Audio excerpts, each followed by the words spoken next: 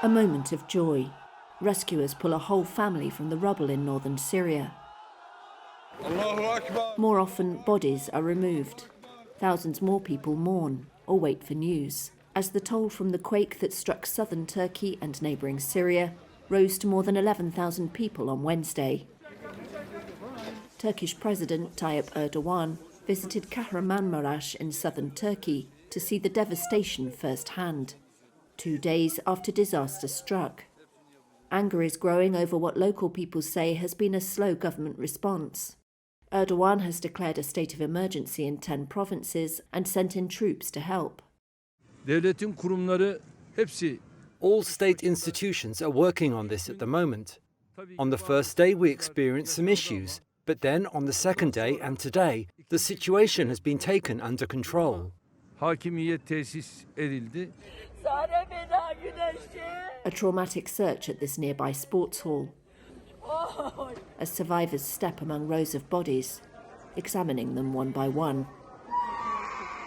Other makeshift morgues are in stadiums and parking lots. The tremor struck in the dead of night when people were sleeping. Hundreds of collapsed buildings have become tombs, and the toll is expected to rise. In the quake zone, survivors slept in their cars overnight in the freezing cold, or in the streets under blankets, fearful of going back into buildings shaken by the 7.8 magnitude tremor that hit in the early hours of Monday.